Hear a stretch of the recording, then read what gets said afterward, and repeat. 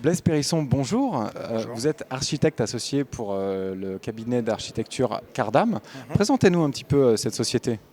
Bien, bonjour. Donc Cardam, donc c'est en effet 400, bon, quelques chiffres, hein, c'est 425 collaborateurs environ.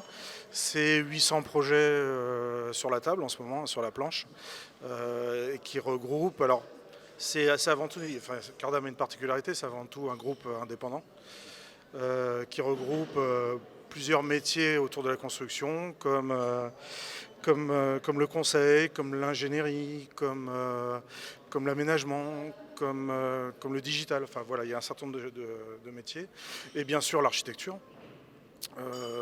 dont je suis un des représentants, donc un architecte associé, parmi un collectif de 10 architectes associés. Voilà, donc on travaille, en fait l'objectif c'est de travailler l'ensemble de ces métiers en synergie le plus possible pour venir agrémenter les projets dans leur complexité. Une présence aussi énormément à l'international, il me semble. Alors on fait oui, des projets nationaux et internationaux, donc on est présent au Maroc, on est présent en Belgique, on est présent depuis peu au Portugal.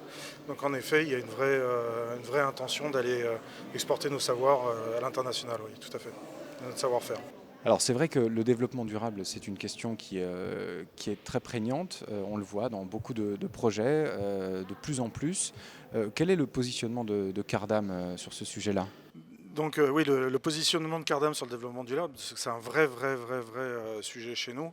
Alors je vous avouerai que c'est quelque chose qu'on pratique depuis très longtemps. La plupart de nos projets sont maintenant à minima BREEAM, à minima en BEPOS ou énergie positive.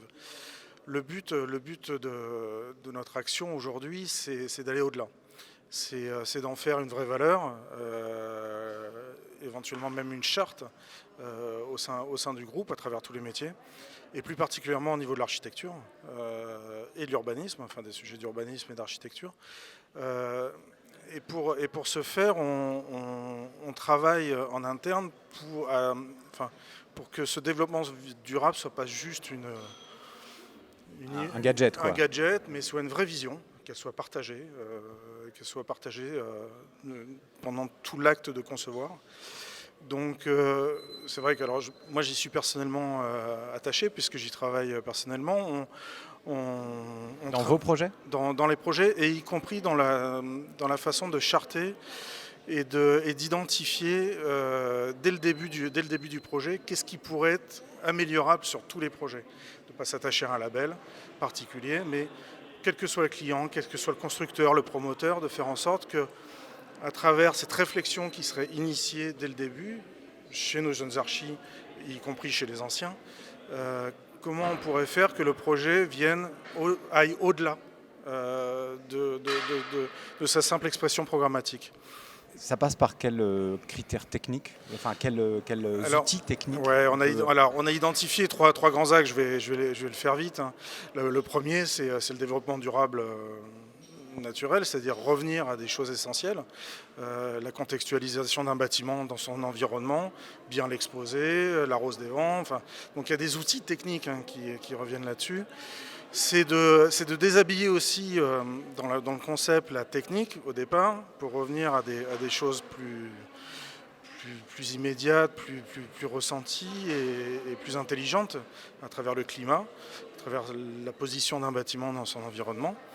Et ensuite, on va y ajouter des compétences avec nos partenaires, soit bureaux d'études, soit des bureaux d'études en interne, sur des modèles, sur du travail sur le FLJ, etc. Enfin, qui vont venir enrichir la conception primaire du bâtiment. Ensuite, dans un second temps, on a un deuxième axe qui est important. Maintenant, ce sont les matériaux. La réglementation thermique va nous y amener, mais il faut avoir une vraie réflexion sur la logique des matériaux biosourcés, des matériaux bas carbone. Donc ça exige quoi? Ça exige d'avoir une veille permanente, d'avoir aussi notre R&D qui travaille aussi sur ces sujets-là de manière active pour qu'on puisse proposer aux promoteurs, aux constructeurs, des solutions alternatives à ce qu'on peut connaître depuis toujours. Le troisième axe, c'est de travailler autour du développement durable à l'échelle de la ville, du territoire, autour des îlots de fraîcheur, autour de la végétation dans le bâti, autour de l'usage aussi, chose très très importante. Donc voilà un peu les grands fondements qui vont devenir chez nous, enfin qui doivent devenir chez nous une vraie valeur, enfin qui sont une vraie valeur du groupe et qui doivent se